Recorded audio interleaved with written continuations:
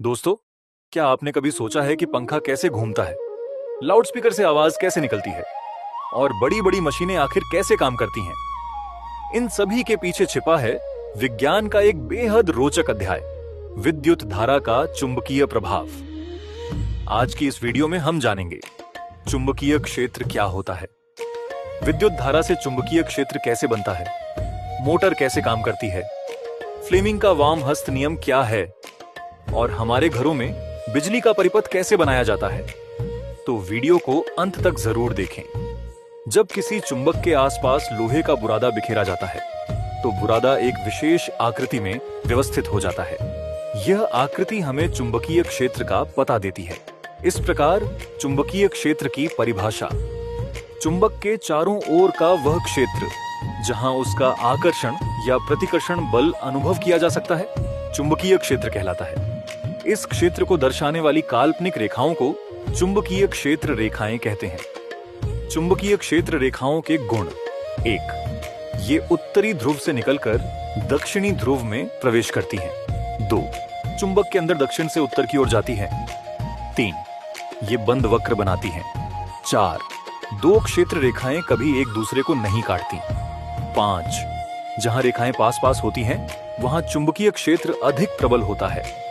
दोस्तों, सन 1820 में वैज्ञानिक हंस क्रिश्चियन ऑर्स्टेड ने खोज की कि जब किसी चालक में विद्युत धारा प्रवाहित होती है तो उसके चारों ओर चुंबकीय क्षेत्र उत्पन्न हो जाता है। यही घटना विद्युत धारा का चुंबकीय प्रभाव कहलाती है। दोस्तों, यदि किसी सीधे तार में धारा प्रवाहित की जाए तो उसके चारों ओर चुंबकीय क्षेत्र रेखाएं संकेंद्रीय वृत्तों के रूप में बनती हैं। तार के निकट चुंबकीय क्षेत्र अधिक प्रबल होता है और दूरी बढ़ने पर इसकी तीव्रता कम हो जाती है। यदि धारा की दिशा बदल दी जाए तो चुंबकीय क्षेत्र की दिशा भी बदल जाती है। चुंबकीय क्षेत्र की दिशा ज्ञात करने के लिए हम दक्षिण हस्त अंगुष्ठ नियम का प्रयोग करते हैं। दोस्तों, इस नियम के अनुसार यदि हम अपने दाहिने हाथ से चालक को इस प्रकार पकड़ें कि अंगूठा धारा की दिशा में हो तो मुड़ी हुई उंगलियां चुंबकीय क्षेत्र की दिशा बताती हैं। दोस्तों, यह नियम परीक्षा में बहुत महत्वपूर्ण है। अब हम बात करते हैं वृत्ताकार पाश या लूप के कारण चुंबकीय क्षेत्र। जब किसी वृत्ताकार पाश में विद्युत धारा प्रवाहित होती है तो प्रत्येक बिंदु पर बनने वाला चुंबकीय क्षेत्र केंद्र पर मिलकर अधिक प्रबल हो जाता है। यदि कुंडली में फेरों की संख्या बढ़ा दी जाए तो चुंबकीय क्षेत्र भी बढ़ जाता है। दोस्तों, अब हम बात करते हैं परिनालिका कि दोस्तों, तार के अनेक वृत्ताकार फेरों से बनी लंबी कुंडली को परिनालिका या सोलनॉइड कहते हैं। जब इसमें धारा प्रवाहित की जाती है तो यह एक शक्तिशाली चुंबक की तरह व्यवहार करती है। इसके अंदर चुंबकीय क्षेत्र लगभग समान और प्रबल होता है। यदि इसके अंदर लोहे की छड़ रख दी जाए तो यह एक विद्युत चुंबक बन जाती है। इलेक्ट्रिक बेल, क्रेन और मोटर में इसी सिद्धांत का उपयोग होता है। दोस्तों, अब हम बात करते हैं कि जब किसी चुंबकीय क्षेत्र में रखे चालक में धारा प्रवाहित की जाती है तो उस चालक पर एक बल कार्य करता है। यदि धारा की दिशा बदल दी जाए तो बल की दिशा भी बदल जाती है। इसी सिद्धांत पर विद्युत मोटर कार्य करती है। दोस्तों, अब हम बात करते हैं फ्लेमिंग के वाम हस्त नियम की।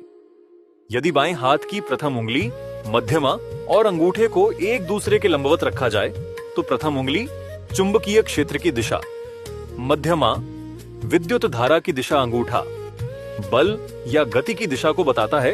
इसे फ्लेमिंग का वाम हस्त नियम कहते हैं। यह नियम मोटर की दिशा ज्ञात करने में प्रयोग किया जाता है।